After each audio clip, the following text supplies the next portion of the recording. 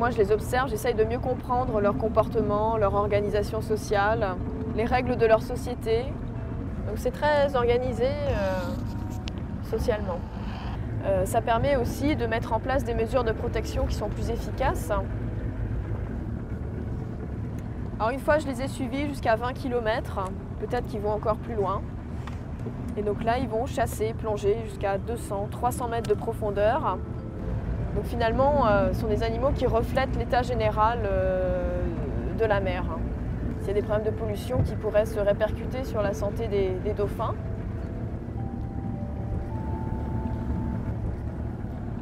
Alors du fait que ce sont des mammifères marins, ils passent quand même beaucoup de temps sous l'eau. Donc c'est pour ça que pour moi, dans mon étude, j'essaye de privilégier au maximum les observations sous-marines.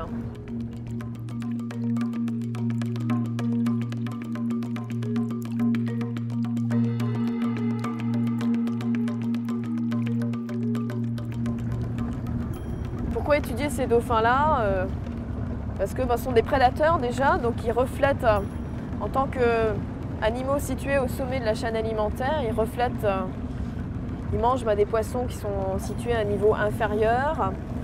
Et si on a une population en bonne santé, eh bien, on peut estimer que l'ensemble de l'écosystème marin est également en bonne santé.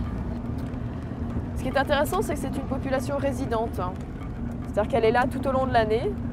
C'est une population que j'estime environ 400 dauphins à long bec qui vivent donc entre le Morne, la montagne qui est au fond et qui marque l'extrémité sud-ouest de l'île, et ici, Pointe Moyenne, Flic-en-Flac.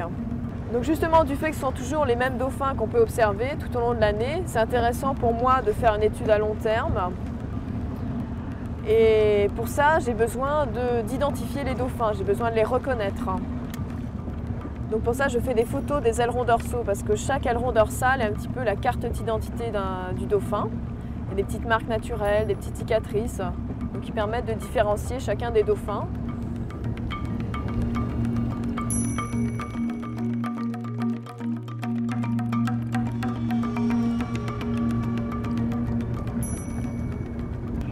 Alors, mais par contre, pour dormir, ils ont toujours besoin de remonter à la surface puisque ce sont des mammifères qui ont des poumons.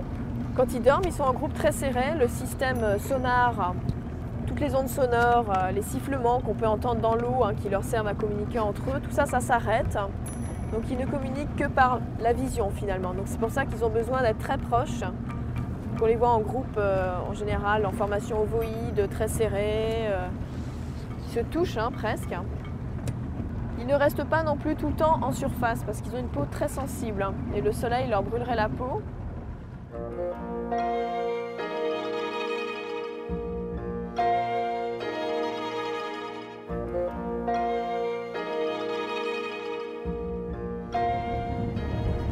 Pour comprendre le langage des dauphins, c'est très difficile parce qu'il faut à la fois faire l'enregistrement acoustique et enregistrer en filmant le comportement corporel. On s'est longtemps penché sur le langage des dauphins, surtout dans les années 60, quand on étudiait beaucoup les dauphins en captivité dans les bassins.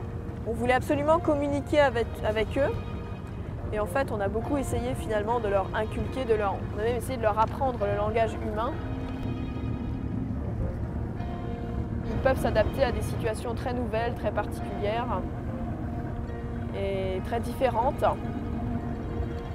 Et donc ça reflète en effet un niveau d'intelligence assez supérieur, très supérieur même je dirais.